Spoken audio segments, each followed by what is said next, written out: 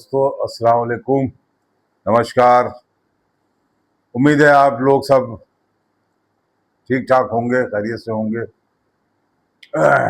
अपना अपना ख्याल रखें जहाँ रहें, और मेरे चैनल को आप सब्सक्राइब करें और लाइक करें, और मुझे कमेंट करके बताएं कि आपको मेरी बातें कैसे लगी। एक बात आज से और मैं कहना चाहता हूँ। अभी एक एग्जाम हुआ नीट का, NEET नीट। इस एग्जाम 3 को ये एग्जाम हुआ था, और इसको जो है वो कैंसिल कर दिया गया। क्यों कैंसिल कर दिया गया? क्योंकि इसके पेपर लीक हो गए थे। जो इनके एग्जाम में पेपर आए थे वो पहले ही से लीक हो गए थे। ये नीट एग्जाम किसके लिए है? इसको क्रॉस करने के बाद डॉक्टर बनता है। 22,70,000 युवा इसमें बैठा था, इस एग्जाम में। 22,70,000 युवाओं का भविष्य अंधकार में चला गया। 1 साल तक कितनी जबरदस्त मेहनत करने के बाद बच्चा एग्जाम में बैठता है, इस उम्मीद से कि मैं क्वालिफाई करूंगा और मैं डॉक्टर बनूंगा, और घर वाले भी बहुत मेहनत से सारा पैसा इधर उधर से जोड़ करके लगा करके बच्चे के साथ लग करके उसको कोचिंग करा के स्टडी करा के उसको जो है पढ़ाते हैं और मेहनत करता है। और वो मेहनत जब पेपर लीक हो जाता है तो मेहनत जाया हो जाती है। बहुत से बच्चे फ्रस्ट्रेट हो जाते हैं, बहुत से बच्चों में बहुत सी बीमारियां पनप जाती हैं। लेकिन ये मैंने देखा कि अब तक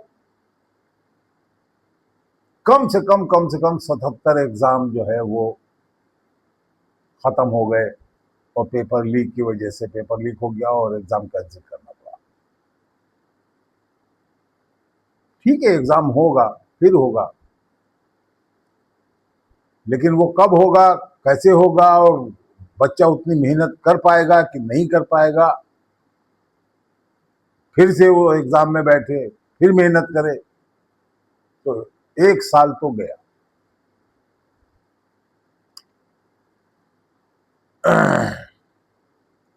मेरी ये नहीं समझ में आता है कि पेपर लीक होते हैं तो सरकार क्या करती है?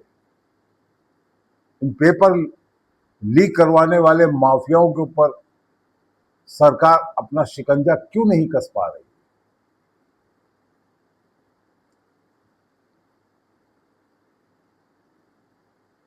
राहुल गांधी ने कहा कि गूगल पर सर्च कर लो कौन था NTA का DG 2024 के, जब नीट के पेपर लीक हुए थे, वो स्कैम जब हुआ था, तो उस वक्त वो कहां बैठा था और अब कहां है। 2024 में भी नीट का पेपर लीक हुआ था।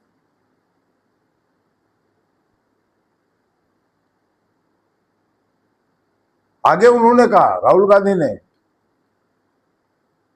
यूथ को मुखातिब करते हुए कहा, बीजेपी और मोदी जी आपके भविष्य को चुरा रहे हैं। कांग्रेस की सुप्रिया श्रीनेत ने तो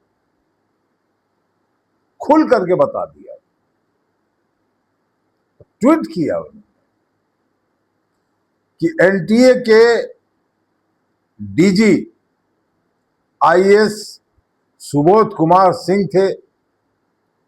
जब ये 24 में पेपर लीक हुआ तो उनको वहां से हटा दिया गया और फिर उनको स्टील मिनिस्ट्री में एक अच्छा पद मिल गया। वहां से फिर वो छत्तीसगढ़ के चीफ मिनिस्टर के मुख्य सचिव के रूप में इस समय काम कर रहे हैं। ये इनको प्रमोशन मिला है। वाह मोदी जी वाह, क्या अच्छे दिन आए हैं और क्या विकसित भारत बनता जा रहा है। भारत इसी तरह विकास करेगा, ये उम्मीद नहीं। शिक्षा मंत्री जी, आपकी भी कुछ जिम्मेदारी बनती है। धर्मेंद्र प्रधान जी से मेरा निवेदन है कि वो युवाओं के भविष्य को समझें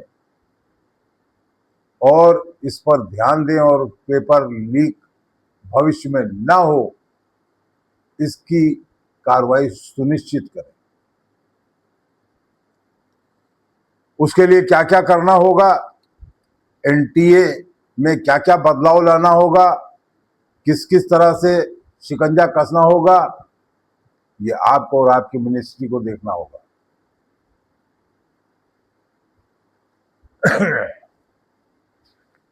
लेकिन हमको तो लगता है कि कोई जिम्मेदारी लेने को तैयार ही नहीं, क्योंकि अगर पहले कोई सरकार रही होती तो अब तक किसी ना किसी का इस्तीफा हो गया होता। लेकिन अब तो इस्तीफा देने का कोई सवाल ही नहीं।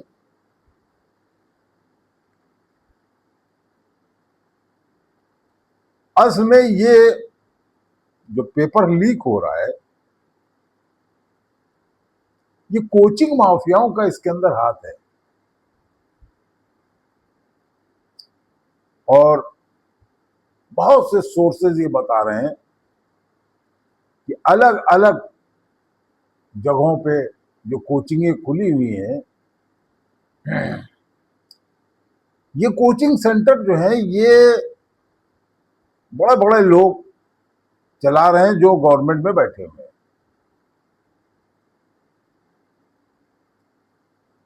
अब गवर्नमेंट में बैठे हुए लोग कोचिंग सेंटर जब चलाएंगे तो आप समझिए फिर क्या होगा। फिर यही होगा जो हो रहा है।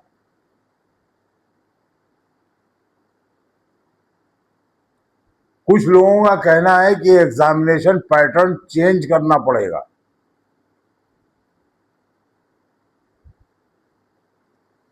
ये जो टिक मारने का जो ये चला है, एक आप जो है सवाल आया और टिक मारिए कि क्या सही है क्या गलत है, ये कर रिटर्न होना चाहिए एग्जाम। उसमें पेपर लीक होने की गुंजाइश कम होती है। ये पेपर लीक हुआ कहां से?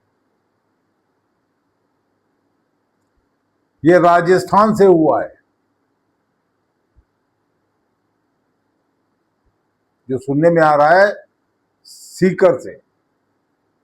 और ये भी सुनने में आ रहा है कि वहां पर धरपकड़ भी हुई है और एक भाजपा का नेता, अब वो नेता कहिए छोट भैया कहिए जो भी कहिए, वो भी पकड़ा गया।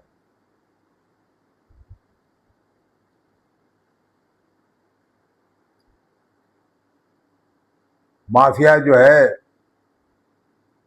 ये पूरे देश में पेपर लीक करवाते रहते हैं। यूपी में भी हुए पेपर लीक और बिहार में भी हुए पेपर लीक, और वहां भी युवाओं पे लाठियां चलाई गई जब वो अपनी डिमांड लेकर के आए कि भाई यह बंद करवाया जाए। असल में देखिए, इस गवर्नमेंट का क्या है, रवैया क्या है। वो चाहते ही नहीं कि युवा पढ़े लिखे,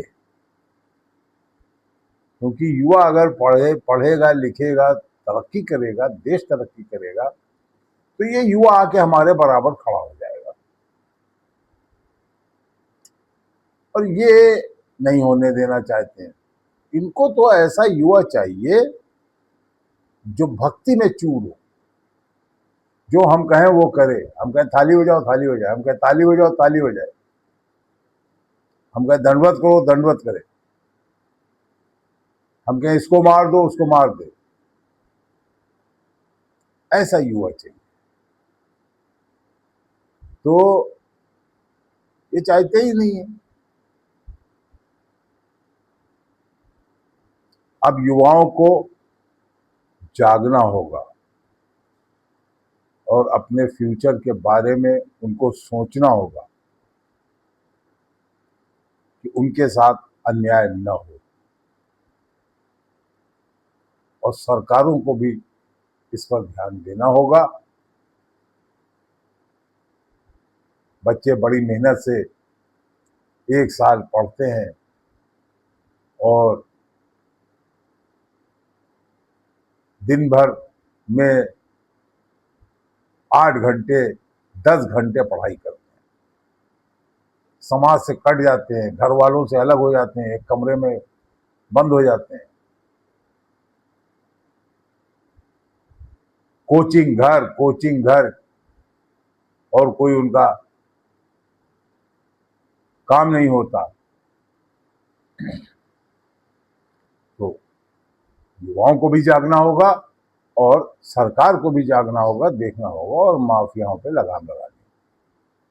मुझे उम्मीद है कि हमारे शिक्षा मंत्री जी बातों को सुनेंगे और उस पर एक्शन लेंगे और आगे कोई पेपर लीक ना हो, इस पर ठोस कदम भी उठाएंगे। आज के वीडियो में इतना ही। आगे फिर मिलेंगे। अल्लाह हाफिज, नमस्कार।